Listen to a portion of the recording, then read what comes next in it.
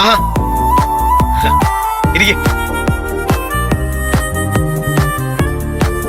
ശിവാനി ഇതുവരെ കണ്ടില്ലല്ലോ, എവിടെ പോയി?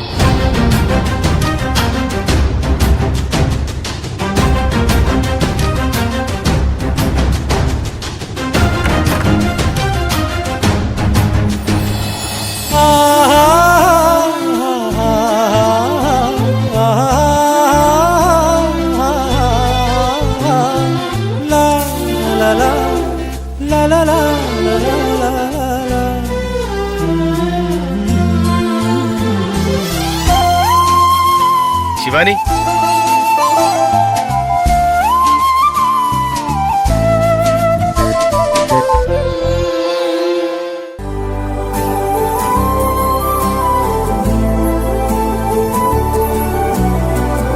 വാ, ഇത് എന്താ ഇത്?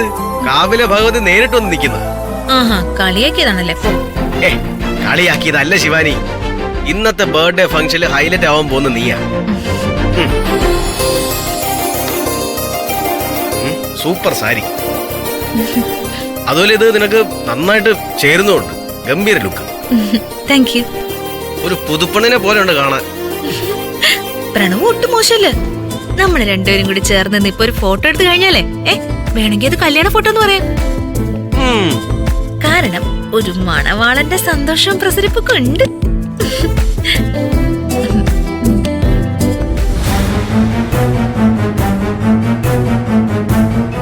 പെട്ടെന്ന് മുഖത്തൊരു മങ്ങല്. അല്ല, ബർത്ത്ഡേ CKC അങ്കിളുടെ. നമുക്ക് ഈ ഡ്രസ്സ് വാങ്ങി തന്നതും അങ്കിളുടെ പൈസയ്ക്ക്. പക്ഷെ അങ്കിളിന് നല്ലൊരു ഗിഫ്റ്റ് വാങ്ങി കൊടുക്കാൻ പോലും നമ്മളെ കൊണ്ട് പറ്റിയില്ല. നമ്മൾ ഈശ്വരമംഗലത്ത് താമസിച്ച് ഇതുപോലെ പുതുവസ്ത്രങ്ങളൊക്കെ അണിഞ്ഞ് അവിടെ നിന്നിറങ്ങി ഒരു വില കൂടിയ ഗിഫ്റ്റുമായിട്ട് CKC അങ്കിളുടെ പിറന്നാൾ ഫംഗ്ഷൻ വരുന്നെന്ന് ആലോചിച്ച് നോക്കിയേ.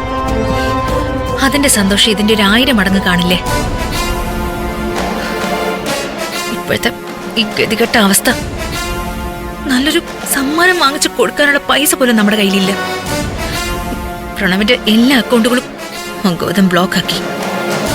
പുറമെ ഈ സന്തോഷം അഭിനയിക്കുമ്പോഴും ഉള്ളിൽ ഒരു വല്ലാത്ത സങ്കടമുണ്ട്.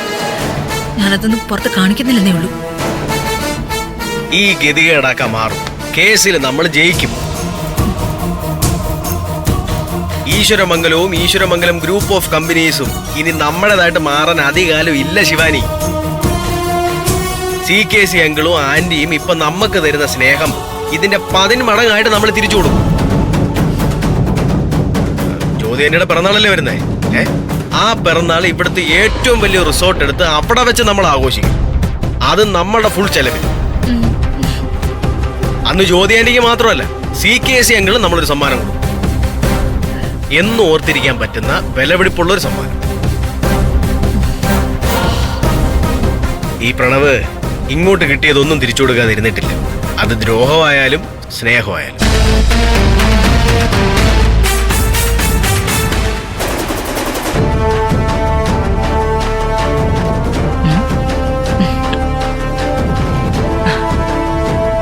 എന്തായാലും ഇന്നലത്തെ ടെൻഷനൊക്കെ മാറി CKC നല്ല ഹാപ്പി ആയിട്ടുണ്ടല്ലോ.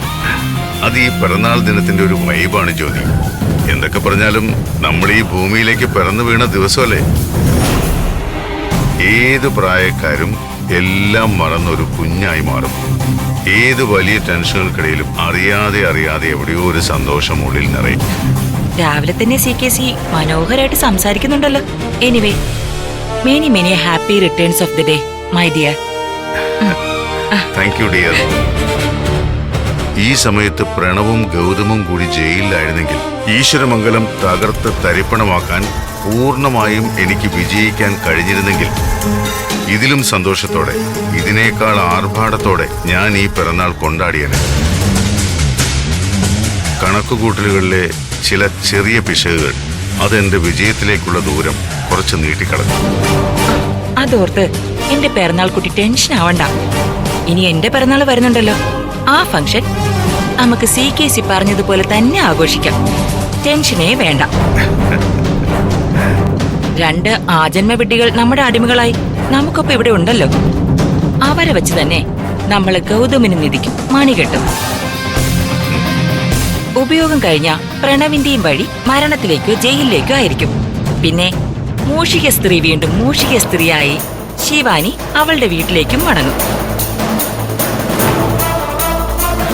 2 മാസത്തിന് ശേഷം എന്റെ പിറന്നാൾ വരുമ്പോ CKCക്ക് ഇപ്പൊ തോന്നിയ നഷ്ടബോധം ഇല്ലാതാക്കിക്കൊണ്ട് ഗ്രാൻഡ് ആയിട്ടൊരു ആഘോഷം അങ്ങ് നടത്തും നമ്മള്. എന്താ അതുപോലെ? മതി, അത് മതി.